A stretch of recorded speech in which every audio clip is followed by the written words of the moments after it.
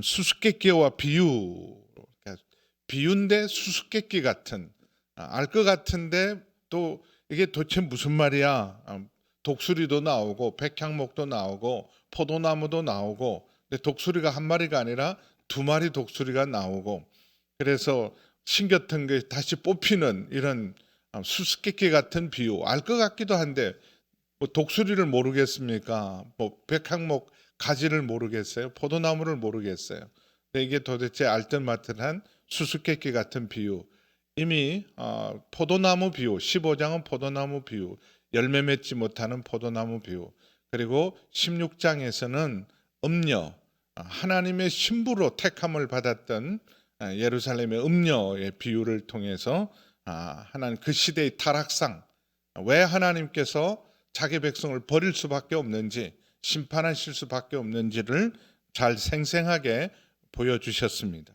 근데 이번에는 독수리 두 마리가 3절과 7절에 나오는데, 여호와께서 이같이 말씀하여 이르시되, 3절에 보면 색깔이 화려하고 날개가 크고 깃이 길고 털이 숱한 큰 독수리가 있고, 7절에 보면 색깔은 표현하지 않았어요. 첫 번째 독수리는 색깔이 화려하다 그랬는데, 또 날개가 크고 털이 많은 큰 독수리 하나가 있었다. 두 독수리가 등장하는데, 첫 번째 3절에 있는 큰 독수리가 레바논에 이르러서, 레바논은 이스라엘 전체를 얘기할 때, 물론 지금 레바논은 이스라엘 북쪽이지만 이스라엘을 표현할 때도 레바논, 하나님 저 아름다운 땅 레바논에 건너가서 그런 표현을 씁니다. 백향목 높은 가지를 꺾되, 백향목은 나무 중에 나무죠. 나무 중에 나무, 모든 나무의 왕이라고 할 만큼 백향목. 이 레바논에 주로 지금도 백향목은 구하려면 레바논에서 구할 수밖에 없는 귀한 나무들입니다. 이 백향목은 나무 중에 나무고, 백향목 나무의 끝까지는 왕족, 그 나라의 가장 귀한 사람, 왕을 의미합니다. 백향목 높은 가지를 꺾되, 그러니까 백향목 높은 가지가 꺾어졌다 그러면 나머지 나무들은 볼 것도 없죠. 가장 높은 나무, 가장 나무 중에 나무가 가지가 꺾였다 그러면 나머지도 다 볼 것이 없이 다 절단 난 거죠.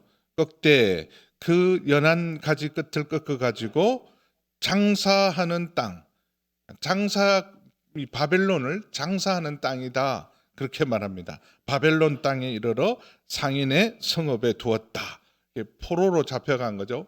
레바논에 있던 나무가 저 멀리 장사하는 땅, 바벨론 땅까지 끌려갔다. 그러니까 이 큰 독수리는 나중에 이제 설명이 다 되겠지만 11절부터 설명을 해줘요. 수수께끼 같은 비유에 대한 설명이 있는데, 큰 화려한 독수리는 바로 바벨론을 의미합니다. 바벨론과 바벨론 왕을 의미합니다. 그래서 이렇게 성읍에 두고 5절에 보면 그 땅에 종자를 하나 꺾어서 옥토에 심되 수양버들 가지처럼 큰 물가에 심었다. 다 큰 백향목 가지까지 꺾었으니까 나머지도 다 꺾어서 완전히 다, 나무란 나무는 다 뿌리 뽑은 것 같지만 그 땅에 종자를 남겨둬요. 땅에 종자를 남겨두어서 옥토에 심어서 수양버들 가지처럼 큰 물가에 심어서 남겨둡니다. 그래서 이제 그것이 자라요. 6절에 보면 자라서 퍼져서 뭐 큰 나무는 되지 못하지만 높지 아니하는 포도나무, 곧 굵은 가지와 가는 가지가 난 포도나무가 되어, 포도나무는 이스라엘을 상징합니다. 15장의 것처럼 그나마 이렇게 다 왕도 그리고 백성들도 다 끌려간 것 같은데, 근데 남은 자들 남겨두어서 다행히 그 가지는, 그것이 자라서 퍼져서 높지 않은 포도나무가 되어 가지는 독수리를 향하였고 그 뿌리는 독수리 아래 있었더라.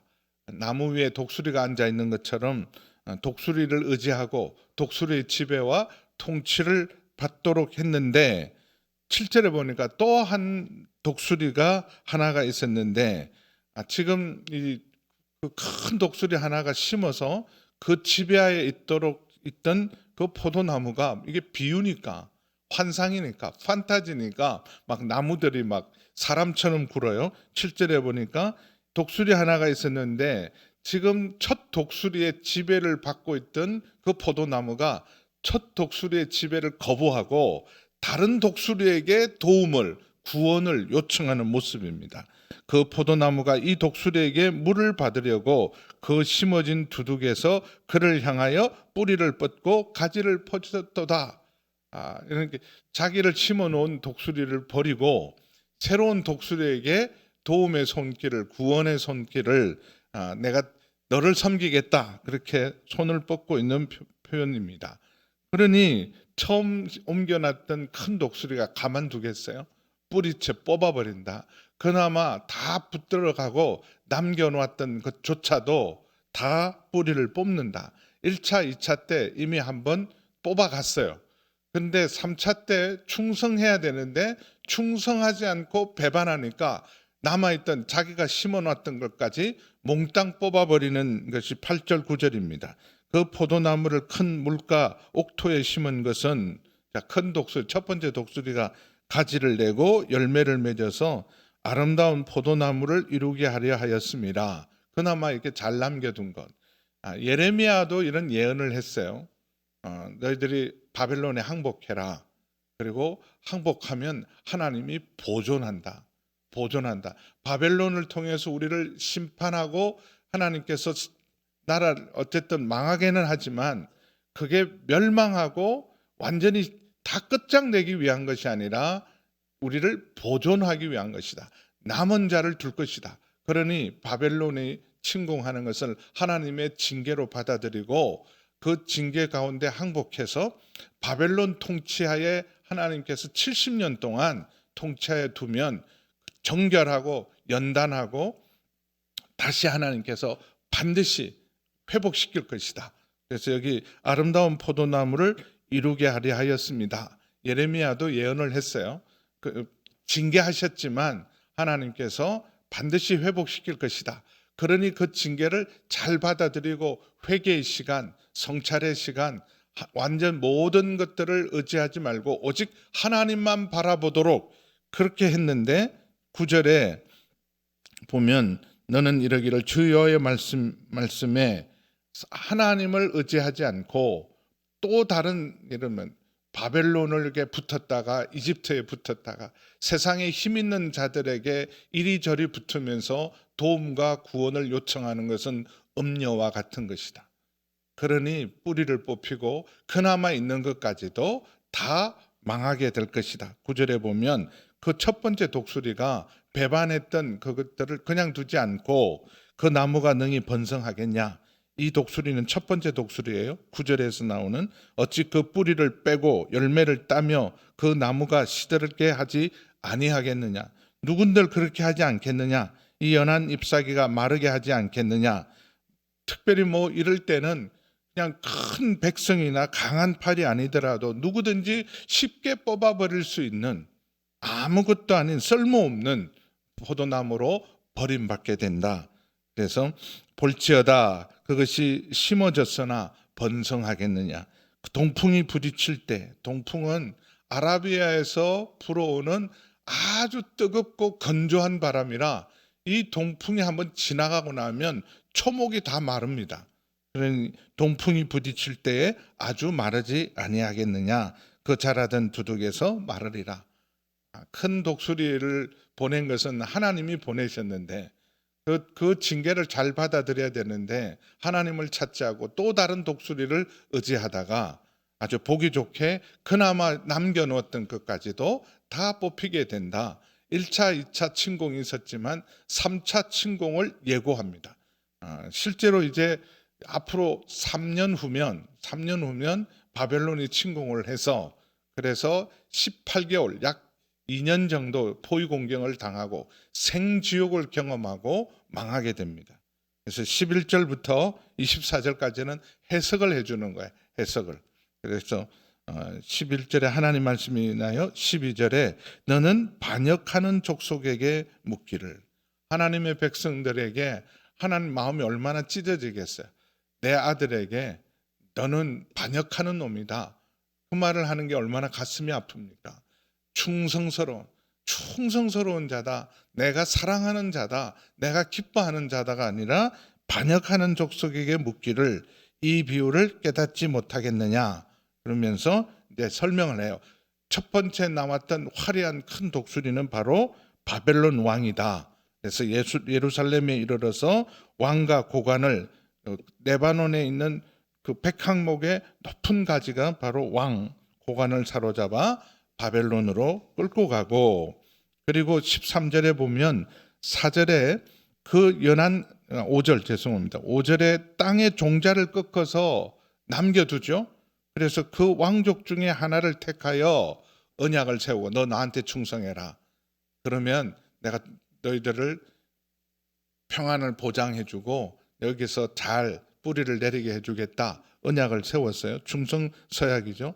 실제로 시드기야 왕을 바벨론이 2차 침공 때 그 당시 현직 왕을 잡아가고 여호야긴 왕을 잡아가고 그의 삼촌이었던 마지막 왕 시드기야를 심어 놓았어요. 세워 놨습니다. 그리고 나한테 충성해라. 충성 맹세를 하게 합니다. 마지막 왕이 바로 시드기야죠. 지금 에스겔이 예언하고 있을 때 바로 이 시점에도 이스라엘 왕은 시드기야 왕이었어요. 지금 이제 이 예언이 있을 때 예레미야도 열심히 마지막 순간까지 예레미야도 저 예루살렘에 남아서 계속해서 에스겔과 똑같은 메시지를 전하고 있고, 그 당시 왕이 시드기야인데 이 시드기야가 처음에는 바벨론에게 충성을 하다가 배반합니다.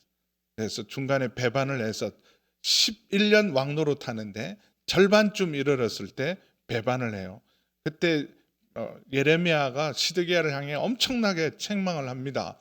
하나님의 심판을 받아들여야 된다. 하나님을 의지해야 된다. 이집트 의지하지 말라. 그랬는데 시드기야 왕이 예레미야를 국가 원로 중에 원로입니다. 그의 할아버지 요시야 할아버지가 아니죠. 시드기야에게는 요시야는 자기 아버지예요.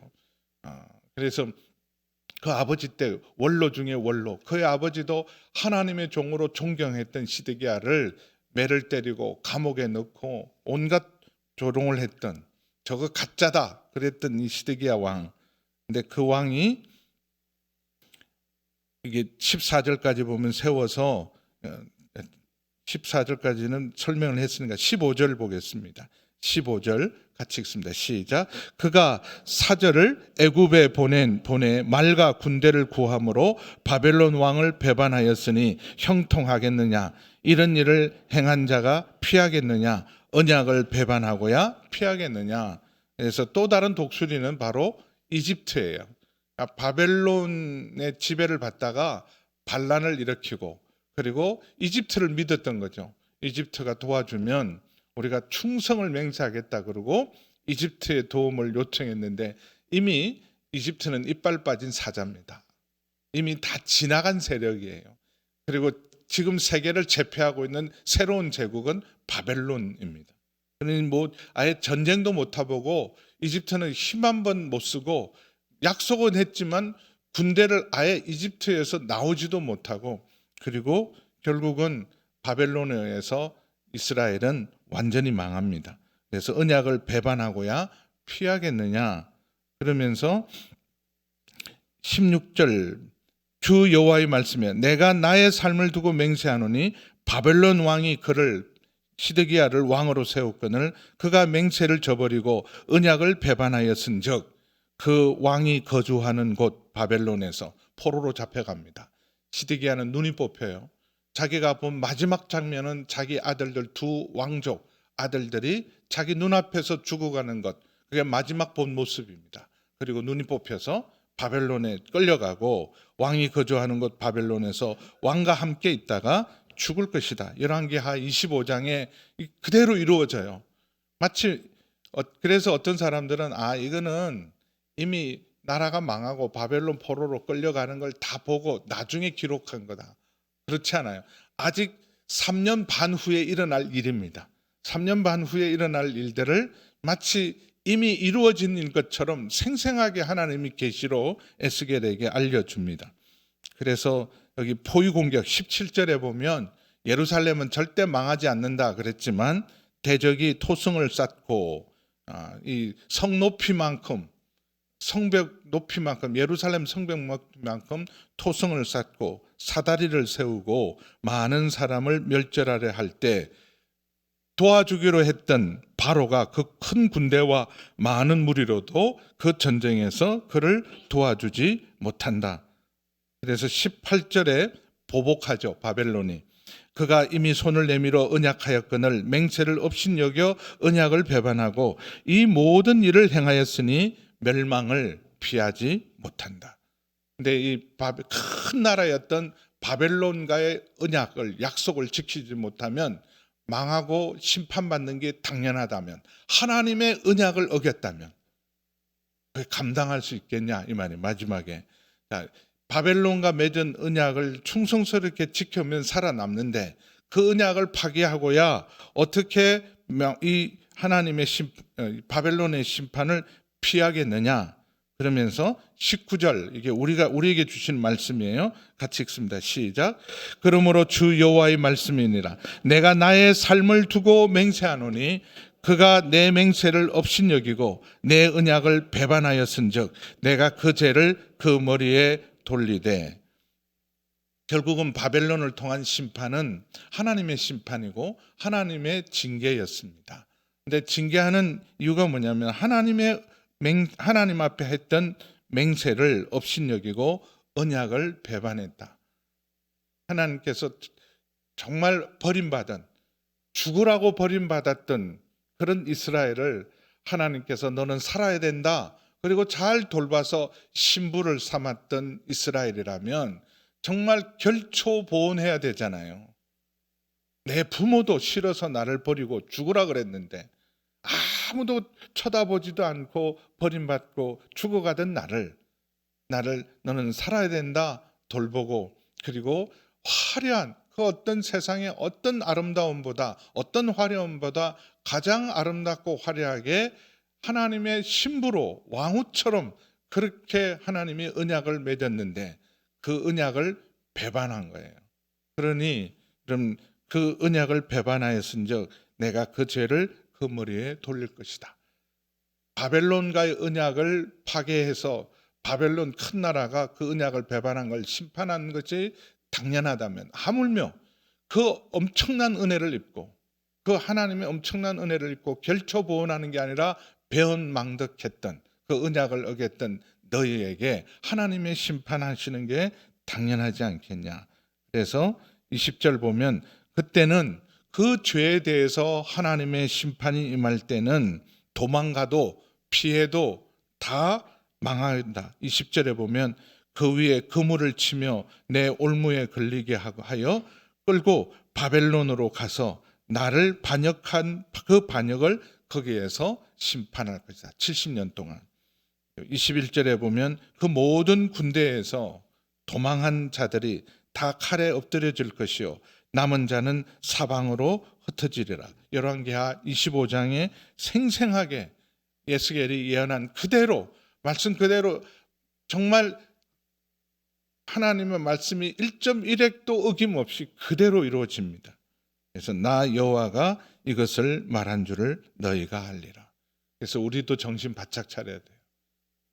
지금 전쟁이 날 수 있는 여러분 가장 가능성이 높은 지역, 이제는 대만하고 한국입니다. 우리나라예요. 이미 우크라이나 전쟁이 일어났고, 그리고 지금 또 만약에 화약고가 하나 있다면 여기, 우리는 이미 전쟁을 경험했잖아요. 한번 경험을 했어요. 공산당에 의해서, 공산주의자들에 의해서 거의 먹힐 뻔했어요. 근데 다시 이런 전쟁이 언제든지 일어날 수 있습니다. 그러면 정치에들도 잘해야 되고 우리 국민도 잘해야 되지만 마지막 파수꾼은요 우리들이에요. 우리 교회입니다. 우리 믿는 사람들이에요. 우리 믿는 사람들이, 세상 정치가들은 중국의 손을 잡고 미국의 손을 잡고 막 중국 의지했다가 미국 의지했다가 그러겠죠. 우리는 한결같은 마음으로 주님만 의지해야 돼요. 하나님만 의지해야 돼요. 주님만을 온전히 의지하고 정말 온 마음을 다하고 뜻을 다하고 성품을 다하여 우리 하나님 사랑하고 온전한 예배자가 되고 순종의 길을 걸어야 나라가 삽니다. 우리가 남은 자임을 믿습니다. 이렇게 저렇게 여러분 정치에 휘둘리지 말고 우리가 전심으로 하나님을 향해서 온전히 의지하고 하나님의 말씀에 더욱더 어려울수록 힘들수록 이제는 전심으로 주를 의지하고 순종하면 주님께서 우리를 남겨두시고 구원의 소망이 되게 하실 줄 믿습니다. 그래서 22절에서 24절은 이렇게 끝장나요. 완전히 3차에 의해서 시드기야가 마지막 왕입니다. 마지막 왕으로 나라도 망하고 성전도 파괴됩니다. 그리고 다시는 왕을 세우지도 못하고 나라도 세우지 못해요. 언제 세워지냐면 1948년 5월 14일 이스라엘이 회복될 때. 근데 이스라엘이 지금 회복돼도 성전도 없고 제사장도 없고 왕도 없어요. 근데 22절에서 24절을 보면 하나님의 회복에 대한 약속이에요. 그럼 심판이지만 심판 중에라도 소망. 근데 뭘 잘한 게 없는데 조건을 달지 않았어요. 다 끝났는데 새로운 소망을 주세요. 근데 그런 회복에 대한 소망, 이전보다 더 아름답게 회복시키는데 조건이 없단 말이에요. 너희가 망했지만 이렇고 저렇게 하면 내가 다시 살려주리라. 마른 뼈가 살아나는데 마른 뼈가 살아나려면 도대체 우리가 뭘 해야 마른 뼈 같은 우리가 다시 살아날 수 있어요? 그건 전적인 은혜예요. 하나님의 전적인 은혜예요. 우리는 아무 공로도 이미 망하고 마른 뼈인데 마른 뼈가 일어나고 싶어도 뭘 하고 싶어도 아무것도 할 수 없는 가장 절망적인 상황 속에서 마른 뼈가 살아나게 하는 것은 전적인 하나님의 은혜입니다. 그래서 22절에서 24절은 완전히 소망을 주시는데 이 소망의 근거는 하나님의 사랑이고 어렸을 적에 맺었던 하나님의 언약을 하나님이 잊지 않으신 거예요. 아브라함과 맺었던 언약. 너를 복주고 그리고 너와 내 자손의 애를 축복해서 땅의 모든 족속이 너로 말미암아 복을 받게 하겠다. 그 약속대로 22절에 보면 주 여호와께서 이같이 말씀하시되 내가 백향목 꼭대기에 높은 가지를 꺾어다가 또 하나의 백향목 높은 가지, 나무 중에 나무의 가장 높은 가지, 왕인데 이 왕은 영원한 왕이에요. 누구시겠어요? 메시아. 우리 완전히 끝장난 우리 삶을 마른 뼈와 같이 절망적인 상황에서 우리의 삶을 온전히 이전보다 아름답게 하실 분은 우리 주 예수 그리스도밖에 없는 줄 믿습니다. 우리는 공로가 없지만 그 일을 위해서 하나님의 아들이신 예수님이 십자가를 지신 거예요. 그래서 백향목 꼭대기 높은 가지를 꺾어서 심을 것이고 내가 그 높은 새 가지 끝에서 새로운 가지 끝에서 연한 가지를 꺾어서 높고 우뚝 솟은 산에 심되 예루살렘을 상징하죠. 높고 우뚝 솟은 새 예루살렘에 심어서 이스라엘의 높은 산에 심으리니 그 가지가 무성하고 열매를 맺어서 아름다운 백향목이 될 것이고 각종 새가 그 아래에서 깃들이며 그 가지 그늘에서 살 것이다. 각종 새들이 다 열방이 다 그 나무에 깃들리는 예수 그리스도로 말미암아 열방이 구원을 얻고 회복되는 비전이죠. 이게 진짜 비전이에요. 그래서 우리 24절 함께 읽습니다. 시작. 들의 모든 나무가 나 여호와는 높은 나무를 낮추고 낮은 나무를 높이며 푸른 나무를 말리고 마른 나무를 무성하게 하는 줄을 알리라. 나 여호와는 말하고 이루느니라. 들의 모든 나무, 들의 모든 나무를 교만한 것은 다 낮추어요. 그리고 상처받고 버림받은 것들은 다 회복시킬 겁니다. 그래서 큰 백향목 그 나무의 모든 나무들이 통치를 받는 하나님의 나라, 그것을 온전히 회복시킬 건데 누구를 통해서요? 예수 그리스도를 통해서. 그래서 소망이 선포되는 거예요. 그래서 예수 믿는 게 복입니다. 예수님 믿는 게 얼마나 큰 복인지. 그 안에 있으면, 예수 안에 있으면 우리가 넉넉히 이길 줄 믿습니다. 나 여호와는 말하고 말씀하신 것을 온전히 이루실 줄 믿습니다. 그래서 뭐 거친 길 위를 걸어가고 또 험한 산이 우리를 앞을 가려도 빛 대신 주님의 손이 우리를 붙드시고 주님께서 우리를 치유하시면 또 넉넉히 이길 줄 믿습니다. 그럼 지금까지 모든 것이 은혜였던 것처럼 2023년 모든 예측들은 우리를 두렵게 하지만, 그러나 빛 대신 주님을 온전히 의지하고 우리 주님의 그늘 아래 있으면 여러분 흑암도 그리고 어떤 고난도 어떤 시련도 여러분 반드시 이기게 하실 줄 믿습니다. 그래서 오늘 한 해를 잘 마무리하고 또 새해를 우리가 소망 가운데 맞이하세요. 우리를 보면 소망이 없고 세상을 보면 소망이 없지만 우리의 영원한 소망 되신 주님을 바라보는 자, 주께서 새로운 소망으로 새 일을 행하실 것임을 믿습니다. 그래서 용기를 가지고 믿음을 가지고 소망을 가지고 이 찬양하고 기도하겠습니다. 거친 길을 걸어갈 때도 같이 우리 찬양 힘있게 한 번 더 해주세요.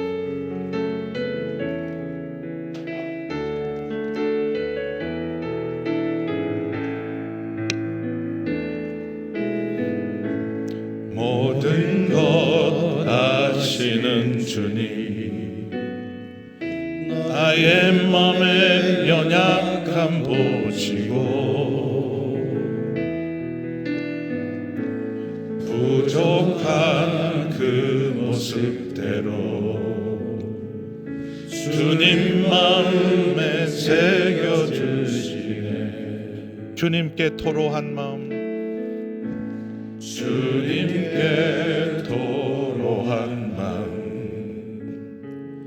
하나하나 헤아려 주시니 그 마음 그 아픔들을 주님 손으로 품어주시네. 거친 길을 걸어갈 때도 험한 산이 앞을 막아도 빛 대신 주님의 두 손이 나를 붙드네. 주의 마음이 닿은 내 삶에 저민 슬픔을 씻으시는 주님을 찬양, 주 이름을 찬양하네. 거친 길을 걸어갈 때도 험한 산이 앞을 막아도 빛 대신 주님의 두 손이 나를 붙드네. 주의 마음이 닿은 내 삶에 저민 슬픔을 씻으시는 주님을 찬양, 주 이름을 찬양하네. 주님을 찬양, 주 이름을 찬양하네. 주님을 찬양, 주 이름을 찬양하네. 오늘 축도 끝나고 난 다음에 우리 기도받을 우리 자녀들, 새벽을 깨우는 우리 자녀들 축복하는 시간 있겠습니다. 우리 목사님들 나와서 축복 기도하겠습니다. 이 시간 함께 기도할 때 하나님, 헛된 것 의지하지 않게 도와주시옵소서. 세상 바라보지 않게 도와주시옵소서. 지금까지 여기까지 인도하신 우리 주님, 모든 것이 은혜이고 주님의 사랑이었습니다. 주님, 우리가 더 이상 세상을 바라보거나 세상 의지하지 않고 더욱 주님을 온전히 의지합니다. 주님만 바라봅니다. 우리 주님만이 우리의 소망이고 우리의 구원이고 우리의 능력이고 하나님 우리의 힘인 줄 믿습니다. 나의 힘이 되신 여호와여, 내가 주님만을 사랑합니다. 더욱 주님 의지하고 믿음으로 살게 하여 주셔서 하나님 어떤 하나님 아버지의 환난이나 시련이다도 주님 안에서 넉넉히 이기는 새해가 되게 하여 주시옵소서. 우리 주의 이름을 부르고 함께 기도합니다. 주여, 아버지 하나님, 주님 헛된 것 허망한 것 의지하지 않게 도와주시옵소서. 하나님 아버지, 여기까지 인도하신 하나님 아버지 감사합니다. 지금까지 지내온 것 주님의 은혜였습니다. 모든 것이 주의 은혜입니다. 아버지 하나님, 주님 당연한 것 아무것도 없었고 여기까지 하나님 아버지 인도하신 주님, 아버지 하나님 새해도 새 소망으로 주님만이 우리의 힘이요 소망이요 구원이요 도움이요 능력임을 온전히 의지하고 하나님 아버지 세상을 의지하거나 세상을 바라보거나 헛된 예를 의지하지 않게 도와주시고 전심으로 마음을 다하고 뜻을 다하고 힘을 다하고 목숨만을 다하여 주님만을 온전히 의지하고 주님을 따르는 저희 모두가 되게 하여 주옵소서. 우리 주님이 선한 목자이십니다. 아버지 하나님, 사망의 음침한 골짜기를 지나갈지라도 해받을 것을 두려워하지 않을 것은 주의 지팡이와 막대기가 우리를 안위하시고 우리를 인도하셔서 마침내 하나님 아버지 우리를 푸른 초장 실만한 물가로 인도하셔서 원수의 목전에서 상을 베푸시고 내 잔이 넘치게 하실 줄 믿습니다. 아버지, 악인의 꾀를 쫓지 않고 죄인의 길에 서지 않고 오만한 자의 자리에 하지 않고 어전 주의 말씀에 온전히 순종하며 아버지 물가에 심은 나무처럼 시절을 쫓아 열매를 맺게 하시고 어떤 시련과 가뭄에도 마르지 않는 아버지 하나님 풍성한 은혜를 하나님 새해에도 누리게 하여 주시옵소서.